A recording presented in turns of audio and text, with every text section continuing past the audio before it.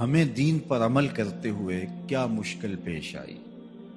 ہم تو دین کی راہوں کے مسافر ہوئے تو عزتیں پائیں، ہم نے اللہ کا نام لیا تو لوگوں نے پیار دیا، ہم نے عبادات کے طریقے اختیار کیے تو معاشرے میں شریف کہلائے۔ لیکن کتنا مشکل اور کٹھن لمحہ تھا جب کوئی اسلام لاتا تو معاشرے سے کٹ جاتا، سماجی بائیکاٹ کر دیا جاتا، وہ لوگوں سے الگ ہو جاتا۔ میرے اور آپ کے آقا و مولا حضور نبی رحمت صلی اللہ علیہ وآلہ وسلم قریش کے عالی نسب خاندان سے تعلق رکھتے ہیں، صادق بھی کہلاتے ہیں، امین بھی کہلاتے ہیں، لوگوں کی امانتیں بھی حضور کے گھر میں پڑی ہیں، اپنے فیصلوں میں حضور کو حاکم بھی مانتے ہیں۔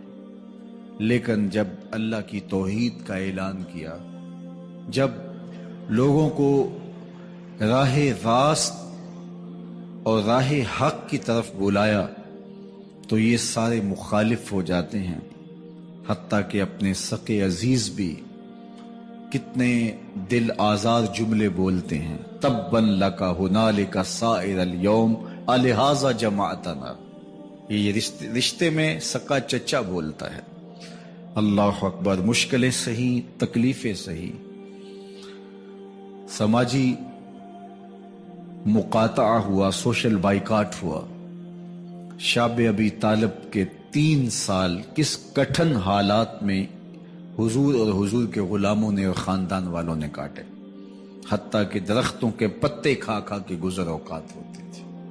معاہدہ لکھ کے کعبۃ اللہ کے ساتھ لٹکا دیا گیا، اور یہ اتنے سنگ دل ثابت ہوئے کہ باہر سے کوئی تجارتی قافلہ آتا جس کے پاس اغذیہ ہوتی، کھانے پینے کی اشیاء ہوتی، تو ان کو ادھر جانے نہ دیتے، مبادا کہیں یہ خرید نہ لیں۔ ان کا خیال یہ تھا کہ یہ بھوک سے دم توڑ جائیں، اور نیا دین جو لے کر کے آئے ہیں وہ شعب ابی طالب میں اس گھاٹی کے اندر ہی اپنے آخری دن پورے کرے۔ لیکن جس کو اللہ نے سر بلند کرنا ہو، عزت دینی ہو، جس دین کو پوری دنیا کے اوپر غالب ہونا تھا، اس کو کون روک سکتا تھا؟ اللہ کے محبوب علیہ الصلوۃ والسلام نے محنت، تندہی، کوشش اور کد و کاوش کے ذریعے لوگوں تک پیغام حق کا ابلاغ کیا۔ سب سے پہلے حضور کی اہلیہ حضرت سیدہ خدیجہ الکبریٰ رضی اللہ تعالی عنہا ایمان لاتی ہیں۔ حضور علیہ السلام کے قریبی دوست، گہرے دوست حضرت سیدنا ابو بکر رضی اللہ تعالی عنہ ایمان لاتے ہیں۔ حضرت علی المرتضیٰ رضی اللہ تعالیٰ عنہ اگرچہ نو عمر ہے، لیکن سینے پہ ہاتھ رکھ کے کہتے ہیں جان و دل فدا کروں گا حضور آپ پہ۔ حضرت بلال حبشی اسلام لاتے ہیں، حضرت عمار ابن یاسر، حضرت سمیہ، حضرت یاسر اسلام لاتے ہیں۔ 38 لوگ ایک ایک کر کے اسلام میں داخل ہوئے۔ کفار تو چاہتے تھے کوئی دوسرا شخص ان کے ساتھ کھڑا نہ ہو، تو جب 38 لوگ حضور کے ساتھ کھڑے ہو گئے تو ان کے لیے بڑا اذیت ناک لمحہ تھا کہ یہ تحریک جس کو ہم روکنا چاہتے ہیں یہ پھیلتی چلی جا رہی ہے، لوگ اس کے ساتھ شامل ہوتے چلے جا رہے ہیں، اور لوگ ان کے لیے محبتیں اور ان کے لیے پیار پیش کرتے چلے جا رہے ہیں۔ عبداللہ ابن جدعان کے گھر کے قریب سے میرے حضور گزر رہے تھے کہ ابو جہل نے دیکھ لیا اور ہاتھ میں نوکیلا پتھر پکڑا اور حضور پہ حملہ آور ہو گیا۔ آقا کریم علیہ السلام نے کوشش کی کہ الجھاؤ پیدا نہ ہو، لیکن یہ اس بات پہ تلا ہوا تھا کہ حضور کو اذیت دے۔ اس نوکیلے پتھر سے حملہ آور ہو کے حضور کو گہرے زخم دیتا ہے، حتیٰ کہ حضور کے مبارک بدن سے خون بہنے لگ جاتا ہے۔ وہاں سے حضور سین حرم میں پہنچتے ہیں اور اللہ کی حضور سر بسجود ہو جاتے ہیں۔ حضور کے چچا حمزہ بن عبد المطلب ابھی اسلام نہیں لائے تھے، وہ شکار کھیل کے واپس آ رہے ہیں، اور جب وہ شکار کھیل کے آتے تھے تو بڑا اترا کے چلتے تھے۔ انہوں نے سنا کہ 2 لونڈیاں آپس میں بات کر رہی ہیں۔ اس کو پتا ہوتا نا کہ اس کے بھتیجے کے ساتھ کیا سلوک ہوا ہے تو یہ کبھی بھی ایسی چال نہ چلتا، اس کی ٹوری کوئی اور ہوتی۔ تو رک گئے، قدم خود بخود ٹھہر گئے، رک کے پوچھا کیا ماجرا ہوا؟ کہا تمہارے بھتیجے کو ابو جہل نے مارا ہے، اور اس کے نازک بدن سے خون بہتا رہا۔ وہ خاموش تھا لیکن اس نے جان بوجھ کے زیادتی کی اس پر۔ بس غصے میں بپھر گئے۔ سین حرم کے آس پاس قریش اپنی مسندیں جمائے بیٹھے ہوتے تھے ٹولیوں کی شکل میں۔ آج امیر حمزہ آئے اور ابو جہل کو تلاش کر کے اپنی کمان کو زور سے اس کے سر پہ مارا اور اس کا سر پھٹ گیا، اور ساتھ بولے تم نے ہمارے بھتیجے کو لاوارث سمجھا ہے۔ اب اس کے حواری کھڑے ہو گئے، لیکن ابو جہل بڑا کائن شخص تھا، اس نے سمجھا کہ یہ تو اب تنہا ہیں، لیکن لڑائی کی آگ روشن ہوگی تو بنو ہاشم بھی نکل آئیں گے تو یہ لڑائی لمبی ہو جائے گی، تو اس کا سبب میں ہوں، قصور میرا ہے۔ اس نے کہا بس بس مجھ سے غلطی ہو گئی، اس طرح اس نے بات کو ٹال دیا۔ اب حضور کے چچا حضور کو ڈھونڈ رہے ہیں۔ سین حرم میں حضور علیہ السلام اللہ کے حضور سر بسجود ہیں۔ یہ پاس جا کے کھڑے ہو گئے اور کہا یا ابن اخی، اے میرے بھائی کے بیٹے، اے میرے بھتیجے، لیکن حضور سر نہیں اٹھایا۔ اللہ کے حضور اپنے دکھڑے بیان کر رہے ہیں۔ اسی کسے دے کچھ نہیں لگ دے تے نہ کوئی ساڈا دردی۔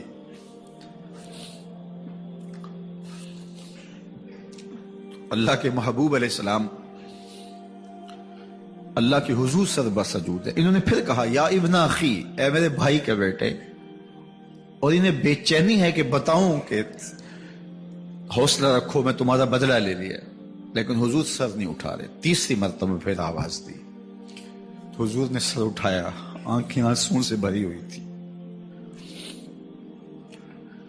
تو برجستہ کہا بھتیجے میں تمہارا بدلہ لے لیا۔ میرے حضور نے فرمایا چچا مجھے اس کی کوئی خوشی نہیں ہوئی۔ یہ حیرت زدہ ہو گئے کہ اتنا بڑا کام، اس وقت مکے کا اتنا بڑا سورما، اور میں اس سے ٹکرا کے آیا ہوں اور یہ کہہ رہے ہیں مجھے کوئی خوشی نہیں ہوئی۔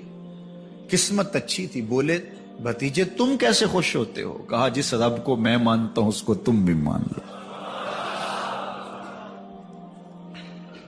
تو امیر حمزہ کی قسمت اچھی تھی تو آگے بڑھے اور اسلام قبول کر لیا۔ 38 لوگ پہلے مسلمان تھے، یہ 39 میں مسلمان ہو گئے۔ بس ان کا اسلام لانا مسلمانوں کے لیے تسکین قلب کا ساما ہوا۔ حضور کی آنکھوں میں امٹتے ہوئے آنسو، آگے بڑھے، کعبے کو غلاف کو پکڑا، کہا اللہم اعز الاسلام باحب الرجلین الیک بعمر ابن الخطاب اور بعمر ابن حشام۔ اے اللہ ایک شیر دیا ہے، ایک شیر اور دے دے، اب تیری مرضی، یا عمر بن خطاب دے دے یا عمر بن حشام دے دے۔ اگرچہ اس نے میرے اوپر پتھر برسائے ہیں، مجھے زخمی کیا ہے، لیکن اگر دین کی تقویت اس سے ہو سکتی ہے تو مالک مجھے کوئی غصہ نہیں۔ چاہے عمر بن حشام، یہ ابو جہل کا نام ہے، مجھے چاہے ابو عمر بن حشام دے دے یا عمر بن خطاب دے دے، ایک شیر دے دیا، ایک شیر اور عطا کر دے۔ حضور کعبہ کے غلاف سے لپٹ کے اللہ کے حضور دعائیں مانگ رہے ہیں۔ 39 لوگ اسلام لا چکے ہیں، 40ویں کا انتظار ہے۔ اللہ کے محبوب علیہ السلام کی دعائیں ہیں، حضور کی التجائیں ہیں۔ ادھر یہ خبر پورے مکے میں پھیل جاتی ہے کہ حمزہ بھی ایمان لے آئے۔ کفار پر سراسیمگی سی کیفیت پیدا ہو جاتی ہے کہ ہم تو سمجھتے تھے کہ یہ 2-4 لوگ ہیں، 10, 15, 20 لوگ جمع ہو جائیں گے، اور اس طرح کے لوگ بھی اگر ان کے ساتھ شامل ہو گئے تو ان کا راستہ نہیں روکا جا سکے گا۔ وہ سر جوڑ کے سوچنے لگے، ابو جہل کو کوسنے دینے لگے، اس نے کیوں یہ ظلم کیا کہ اس کا نتیجہ یہ پھر ہمیں بھگتنا پڑ رہا ہے، اس کے لیے کوئی تدبیر کرنی چاہیے، اس کے لیے کوئی حکمت سوچنی چاہیے۔ 26 سال کا نوجوان ہے، خطاب کا بیٹا ہے، نام عمر ہے، اپنے گھر کے اندر پیچ و تاب کھا رہا ہے کہ اگر یوں ہی اسلام پھیلتا رہا تو ہمارے بتوں کے خلاف اٹھنے والا یہ نظم اتنا پھیل جائے گا کہ روکنا مشکل ہو جائے گا، آباء و اجداد کی کہانیاں ختم ہو جائیں گی، یہ ایک نیا دین ایسے پنپتا رہا تو پھر اس کو روکا نہیں جا سکے گا. کون روکے؟ دل میں خیال آیا اس کا ایک ہی حل ہے کہ بانی اسلام کی زندگی کا چراغ گل کر دیا جائے. لیکن یہ اتنا بڑا کام کون کرے؟ سوچا خود کروں گا. اٹھتی جوانی اور یہ پہلوانی کا زمانہ تھا عمر بن خطاب کا. اعضاء میں توانائی، طبیعت میں جوش، تلوار حمائل کی. دوپہر کے وقت خیال آیا تو کڑکتی دوپہر میں چل پڑے. سنسان گلیاں ہیں، سخت گرمی ہے، لوگ دیواروں سے لگ کے چلتے ہیں اگر کوئی کسی کو کسی مجبوری کے تحت کہیں جانا بھی پڑے. لیکن یہ مست ہاتھی کی طرح اپنے ارادے کو عملی جامہ پہنانے کے لیے گھر سے نکل پڑتے ہیں اور اس انداز سے تلوار حمائل کیے ہوئے آگے بڑھ رہے ہیں. نعیم بن عبداللہ آگے سے آ رہے تھے. آنکھوں میں اترا ہوا نشہ دیکھا، کہانی سمجھ گئے. یہ بھی مسلمان ہو گئے تھے لیکن ابھی ایمان ظاہر نہیں کیا. کہا عمر کدھر کے ارادے ہیں؟ کہا بانی اسلام کا چراغ بجھانے جا رہا ہوں.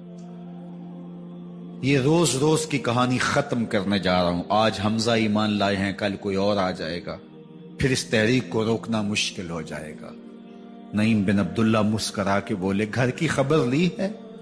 کہا کیا ہوا میرے گھر کو؟ کہا تمہاری بہن فاطمہ بھی اس محمد کی غلام بن گئی ہے، تمہارا بہنوئی سعید بن زید بھی اس کا نوکر بن گیا ہے.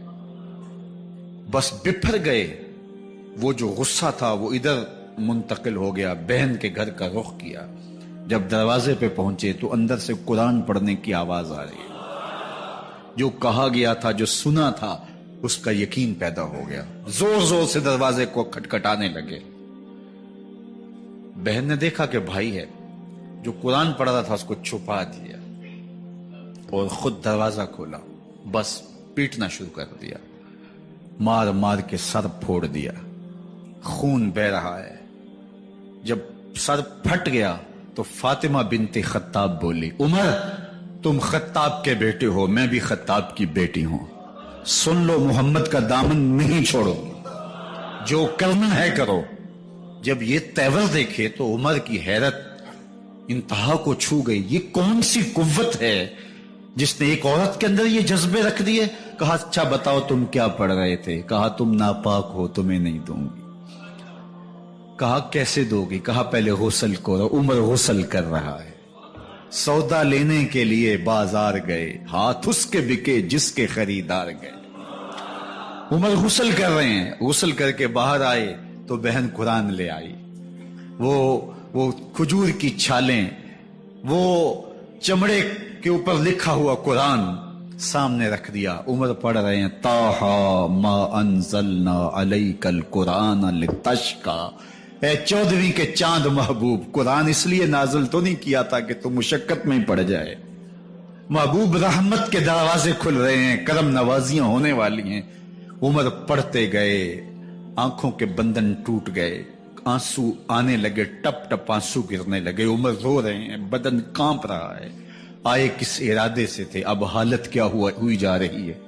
اپنی بہن سے کہا، بہنوئی سے کہا جس در کے تم غلام ہوئے ہو کبھی میں بھی اس در کا غلام نہیں ہو سکتا؟ عمر کی کہیں عمر نہ برباد ہو جائے، مجھے اس چوکھٹ پہ لے چلو. کہا چلو ہم اس دہلیز پہ لے چلتے ہیں. تلوار اسی طرح حمائل کی ہوئی ہے، حضور دار ارقم میں ہے. یہ اسلام کی پہلی درسگاہ ہے، حضرت ارقم کا گھر. مسلمانوں کی تعداد بہت تھوڑی، یہاں چھپ کر کے دین سیکھتے ہیں. حضور بھی وہاں تشریف فرما تھے، باقی اصحاب بھی وہاں تشریف فرما تھے. حضرت میرے حمزہ بھی وہاں تھے. دروازے کی درزوں سے دیکھا کہ عمر آ رہے ہیں، تلوار بھی حمائل کی ہوئی. صحابہ نے کہا عمر آ رہے ہیں. میرے حمزہ نے کہا کوئی پرواہ نہیں، آنے دو. اچھا ارادہ ہوا تو خوش آمدید کہیں گے، ارادہ اچھا نہ ہوا اس کی تلوار سے گردن کاٹوں گا. اللہ اکبر. جب دروازہ کھولا تو دو صحابہ نے بازوں سے پکڑ لیا، کندھوں سے. حضور نے فرمایا کندھے چھوڑ دو. کندھے چھوڑ دیے گئے. آقا کریم علیہ الصلوۃ والسلام نے ان کے گلے کے اندر جو کپڑا تھا اس کو پکڑ کے جھٹکا دیا. اسلم عمر، عمر اسلام لاؤ. اللہ اکبر. اور ساتھ حضور نے حضرت عمر کے دل پہ ہاتھ رکھے، اللہم اہد قلبہ، اللہ عمر کے دل میں ہدایت ڈال دے. بس یہ جملہ کہنے کی دیر تھی اور حضور کا ہاتھ پھرنے کی دیر تھی، اندر سے کفر دھلتا چلا گیا۔ اور عمر نے کہا اشہد ان لا الہ الا اللہ واشہد انک رسول اللہ۔ جب یہ پڑا کلمہ تو حضور کی زبان سے بے ساختہ نکلا اللہ اکبر، اور صحابہ نے بھی اللہ اکبر کہا، اور اس زور سے کہا کہ مکے کی گلیاں گونجنے لگی۔ اب عمر ایمان لانے کے بعد حضور کی خدمت میں حاضر ہو کے عرض کرتے ہیں حضور کیا ہم حق پہ نہیں ہیں؟ فرمایا ہم حق پہ ہیں۔ اللہ کا دین سچا نہیں ہے؟ فرمایا اللہ کا دین سچا ہے۔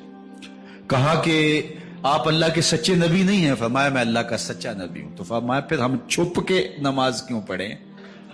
کہا کہ عمر تم جانتے ہو حکمت ہے، اتنے جو ہے وہ ہماری تعداد نہیں، اور کفار کا جور و ظلم اور ستم۔ عرض کی حضور ہم کعبۃ اللہ میں جا کے نماز پڑھیں گے۔ مسلمانوں کی دو صفیں بن گئی، ایک صف کی قیادت امیر حمزہ کر رہے ہیں، ایک صف کی قیادت حضرت فاروق اعظم کر رہے ہیں، درمیان میں حضور چل رہے ہیں، اور روایات میں آتا ہے حضرت عمر چلتے جاتے ہیں اور ساتھ لا الہ الا اللہ پڑھتے چلے جا رہے ہیں۔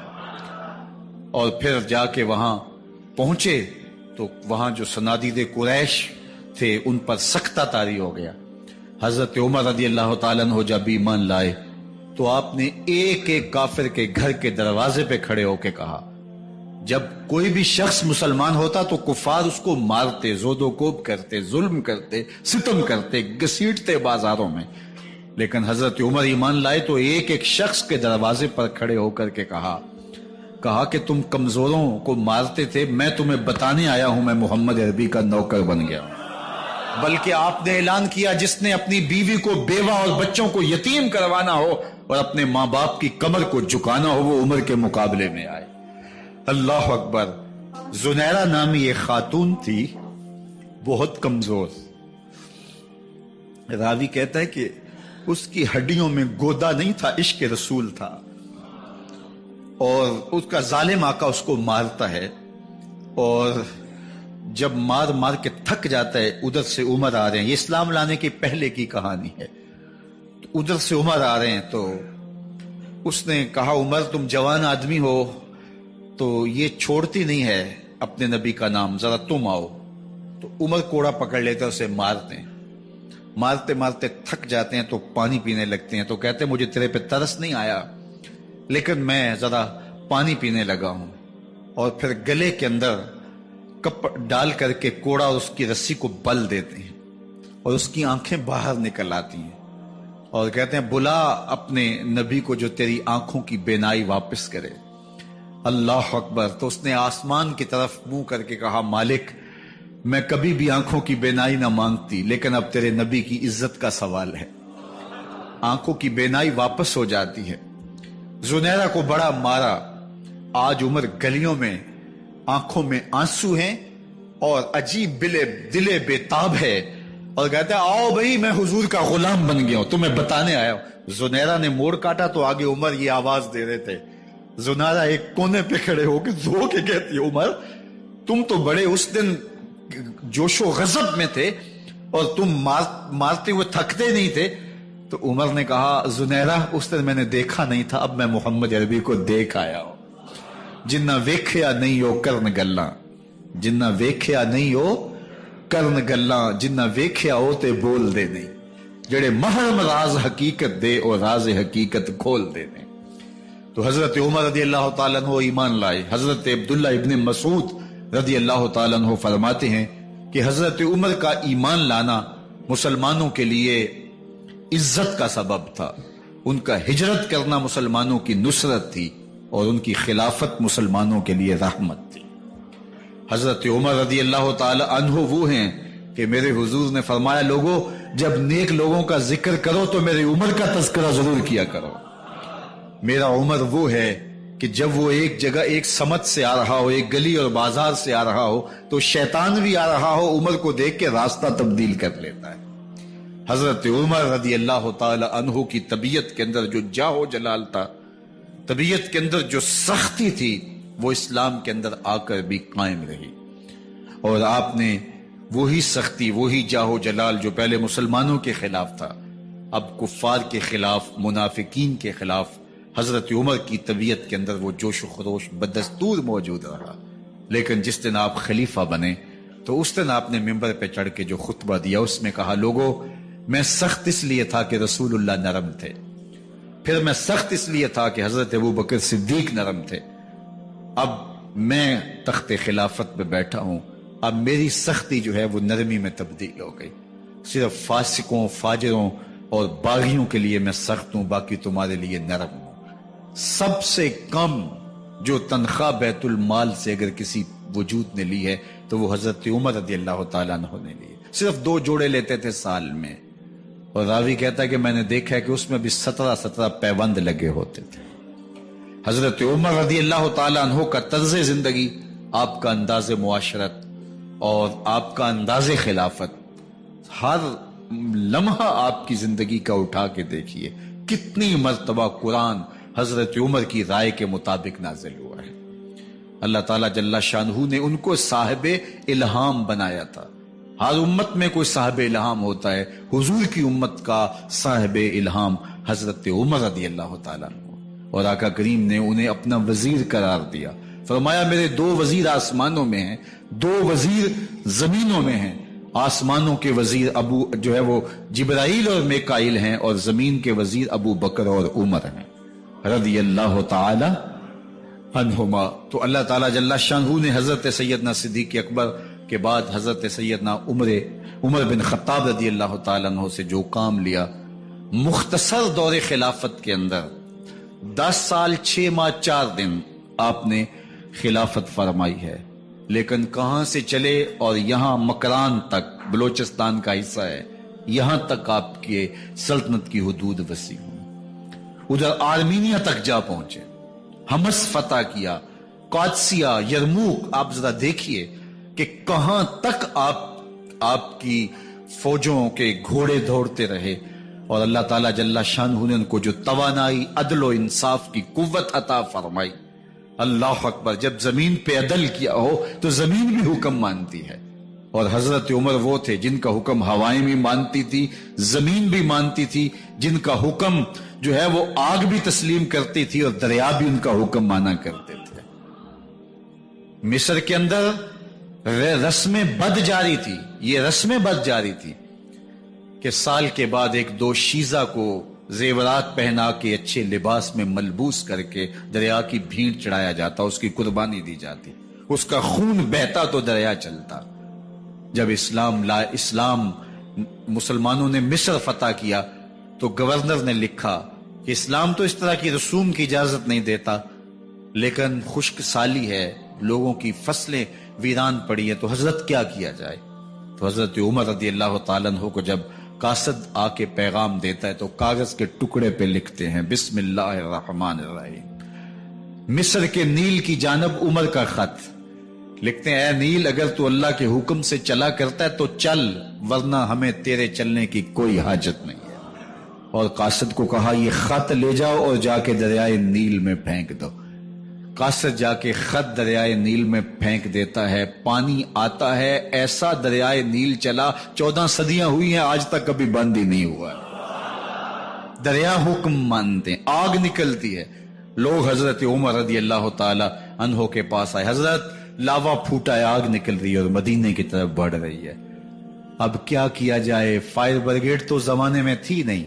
عمر نے اپنی قمیض اتاری، جس قمیض پہ 17 پیوند لگے ہوئے تھے چمڑے کے، کہا یہ قمیض لے جاؤ، جدھر آگ بڑھ رہی ہے آگے ڈھالنا، آگ پیچھے بھاگ جائے گی۔ زلزلہ آتا ہے تو زمین پہ درہ مارتے ہیں، زمین رک جا، کیا عمر نے تیری چھاتی پہ عدل نہیں کیا ہے؟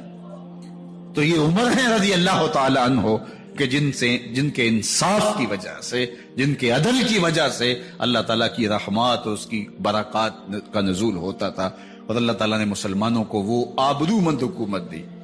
کائنات کی تاریخ کے اندر ایسی حکومت آپ نے نہیں دیکھی ہوگی جو حضرت عمر نے حکومت کی ہے۔ اللہ اکبر، فرمایا فرات کے کنارے پہ ایک کتا بھی پیاسا مر گیا تو اس کا حساب بھی عمر سے ہوگا۔ جب اتنے علاقے فتح ہو گئے تو ایک دن حضرت عمر بیٹھ کے رو رہے تھے، تو کسی نے کہا حضرت رو کیوں رہے ہیں؟ فرمایا کہ میں اس لیے رو رہا ہوں کہ فلاں پل سے بکریاں گزری ہیں، تو پل کے اندر شکستگی تھی، ٹوٹا ہوا تھا پل درمیان میں کچھ، اس میں ایک بکری کی ٹانگ ٹوٹ گئی ہے، تو میں ڈرتا ہوں کہیں اس کا حساب نہ لیا جائے کہ میرا رب یہ نہ پوچھے کہ عمر تو نے پل صحیح تعمیر نہیں کروائے تھے کہ ایک بکری کی ٹانگ کیوں ٹوٹی ہے۔ یہ ہیں حضرت عمر رضی اللہ تعالی عنہ۔ اللہ اکبر۔ حضرت سیدنا عمر رضی اللہ تعالیٰ عنہ کی پوری زندگی آپ دیکھ لیجئے، آپ دن کو گھر میں بیٹھتے ہیں، دربار خلافت میں بیٹھتے ہیں، اور آپ کا دربار خلافت کیا ہے؟ کوئی عالی نصب محل نہیں ہے، مسجد نبوی کا صحن ہے، وہاں بیٹھ کے فیصلے ہو رہے ہیں۔ باہر سے سفیر آتا ہے اور آ کے پوچھتا ہے کہ میں امیر المومنین کے، مسلمانوں کے حکمران کے دارالامارہ میں محل میں جانا ہے، تو وہ مسکرا کے کہتے ہیں ہمارے امیر کا تو کوئی محل نہیں ہے۔ کہا کہاں ہے تمہارا امیر؟ کہا مسجد نبوی میں ہوگا یا بیت المال کے اونٹوں کی دیکھ بھالی کر رہا ہوگا، ان کی دیکھ بھال میں لگا ہوگا۔ وہ جب گئے تو مسجد میں نہیں ہے، اللہ اکبر، وہاں گئے تو وہاں بھی نہیں ہے۔ پھر کیا دیکھتے ہیں کہ عمر رضی اللہ تعالی عنہ جنت البقیع کے پاس ایک درخت کے نیچے اینٹ کا سرانہ رکھ کے سوئے ہوئے، تو اس نے کہا عمر تو نے عدل کیا ہے، تجھے کچی اینٹ پہ بھی نیند آ گئی، ہمارے حکمرانوں نے انصاف نہیں کیا، اور وہ بند اور محفوظ کمروں کے اندر بھی سکون اور چین کی نیند نہیں سو سکتے۔ حضرت سیدنا عمر رضی اللہ تعالیٰ عنہ نے اس طرح ان امور سلطنت نبھائے۔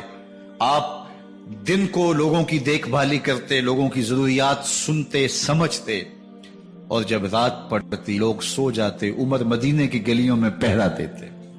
کائنات نے کوئی ایسا بھی حکمران دیکھا ہوگا؟ اللہ اکبر۔ وہ مجاہد جو مختلف محاذات پہ گئے ہوئے ہوتے، ان کے گھروں کی دیکھ بھالی کرتے، ان کی ضروریات کا خیال رکھتے، ان کی آبرو کا پہرا دیتے۔ راتوں کی تنہائیوں کے اندر حضرت عمر اٹھتے اور جا کے گشت کرتے، چکر لگاتے، دیکھتے کوئی آنکھ پر نم نہ ہو، مفلسی کا کسی گھر میں ماتم نہ ہو، لوگوں کی ضروریات کا خیال رکھتے۔ اللہ اکبر۔ ایک دن حضرت عمر رضی اللہ تعالیٰ عنہ ایک گھر کے قریب سے گزرے، گھر سے دھواں نکل رہا تھا، سوچا کوئی مہمان ہوگا، گزر گئے۔ تھوڑی دیر کے بعد پھر دوبارہ اس گلی سے گزر ہوا تو پھر دھواں نکل رہا تھا، پھر گزر گئے۔ 2 گھنٹے کے بعد پھر دوبارہ ادھر سے گزران ہوا تو پھر دھواں نکل رہا تھا۔ رات کا پچھلا پہر ہے، ابھی تک گھر سے دھواں نکل رہا ہے۔ عمر رضی اللہ تعالیٰ عنہ نے دروازے کو کھٹکھٹایا، اندر سے خاتون کی آواز آئی، اس وقت کون ہے؟ کہا ایک مسافر ہوں، پوچھنا چاہتا ہوں تمہارے گھر سے دھواں کیوں نکل رہا ہے رات کی اس پہر؟ کہا تمہیں اس سے کیا غرض؟ کہا نہیں مجھے تشویش ہوئی ہے۔ تو اس نے کہا عمر کی جان کو رو رہی ہوں۔ حضرت عمر رضی اللہ تعالیٰ عنہ نے کہا کیا ہوا؟ کہا کہ کھانے کے لیے گھر کچھ نہیں ہے، بچے ضد کر رہے ہیں، ہنڈیا کے اندر پتھر ڈال کر کے میں نیچے سے آگ دیے جا رہی ہوں، بچوں کہتے ہیں تھوڑی دیر ہے تھوڑی دیر ہے، کہ بچے تھک کے سو جائیں گے انتظار کر کے، تو کچھ ہو تو پکے، اور بچے ہیں بھوک سے، شدت بھوک کی وجہ سے سو بھی نہیں رہے، اور میں یہاں بیٹھے عمر کی جان رو رہی۔ حضرت عمر رضی اللہ تعالیٰ عنہ واپس آئے، گھی کا کنستر اٹھایا، آٹے کی بوری لی اور ساز و سامان لیا۔ خادم تھا آپ کا اسلم بیت المال میں، اس نے حضرت یہ سب کچھ میں اٹھا لیتا ہوں۔ کہا حشر کے دن میرا بوجھ اٹھاؤ گے؟ کہا نہیں وہ تو آپ کو اٹھانا ہوگا۔ کہا عمر کو آج خود ہی اٹھانے تو، اور اٹھا کے ان کے گھر آئے، اور گھر آ کے ان کو سب کچھ دیا۔ اور پھر اس کے بعد جب کھانا تیار ہوا، بلکہ روایت میں آتا ہے کہ جب آگ جلا رہی تھی تو عمر جھک کے چولہے میں پھونکے مار رہے تھے۔ اللہ اکبر۔ اس خاتون کو نہیں پتا کہ یہ کون ہے، یہ کوئی اجنبی مسافر ہے، میری مدد کر رہا ہے۔ پھر بچے جو ہے وہ جب کھانا کھا کے خوش ہوئے تو حضرت عمر رضی اللہ تعالیٰ عنہ نے دل میں سوچا اور کہا عمر جس طرح تو نے بچوں کو رلایا ہے آج ان بچوں کو ہنساؤ بھی۔ تو بچے بیٹھے ہیں تو عمر کبھی ادھر جاتے ہیں کبھی ادھر جاتے ہیں، جس طرح بچوں کو کھلانے کے لیے جو ہے وہ گھٹنوں کے بل اور ہاتھوں کے بل لوگ چلتے ہیں، حضرت عمر یوں چلتے ہیں اور وہ بچے مسکراتے ہیں۔ جب بچے ہنسنے لگے، کھانا کھا چکے، عمر اس خاتون سے مخاطب ہو کے کہتے ہیں بہن دیکھ عمر کی بڑی مجبوریاں ہیں، فسطاط، یرموک، کہاں کہاں آرمینیا، کہاں کہاں سرحدوں پہ محاذ پہ لوگ موجود ہیں، ان کی دیکھ بھال کرنی، امور خلافت، کیا کیا معاملے ہیں، تنہا اکیلے بیچارے کی جان ہے، وہ نہیں خیال کر سکا، چل تو اسے معاف کر دے۔ وہ بہن کہتی ہے تو اتنی ہمدردی کیوں کرتے عمر کی؟ نہیں، میں عمر کو معاف نہیں کروں، کل قیامت کے دن میں اللہ کے حضور عمر کا گریبان پکڑوں گی۔ تو دوسرے علاقے فتح کرتا تھا، میری خبر ہی نہیں تھی۔ اللہ اکبر! جب یہ بات کی تو عمر چیخیں مار کے رونے لگے اور ہاتھ جوڑ کے کہنے لگے، بہن یہ تمہارے سامنے ہی تو عمر کھڑا ہے، یہ حضرت عمر تھے رضی اللہ تعالیٰ عنہ، اور اللہ کے محبوب علیہ الصلوۃ والسلام کے خلیفہ راشد، دوسرے خلیفہ، 10 سال 6 ماہ اور 4 دن آپ نے خلافت کی۔ اور تاریخ کہتی ہے اگر عمر رضی اللہ تعالیٰ عنہ کو 10 سال اور مل جاتے، یا مغربی مفکرین کہتے ہیں کہ اگر کائنات کو ایک عمر اور مل جاتا، پوری دنیا پہ مسلمانوں کی حکومت ہو، کہیں کفر باقی نہ بچتا۔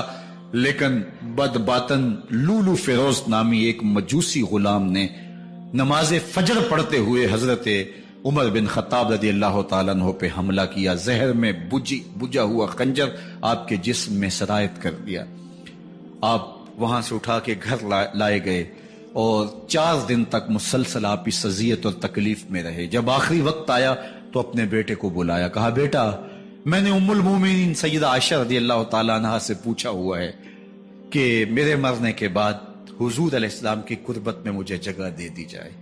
ہو سکتا ہے میں امیر المومنین مسلمانوں کا خلیفہ ہوں تو اس وجہ سے انہوں نے اجازت دے دی ہو، جب میں فوت ہو جاؤں تو ظاہر خلیفہ نہیں رہوں گا، تو پھر جا کے ان کو دوبارہ کہنا کہ میرے باپ کا پیغام ہے، اگر وہ اجازت دیں تو مجھے حضور کی قربت میں دفن کر دینا، اور اگر وہ اجازت نہ دیں تو پھر جنت البقیع میں مجھے دفن کر دینا۔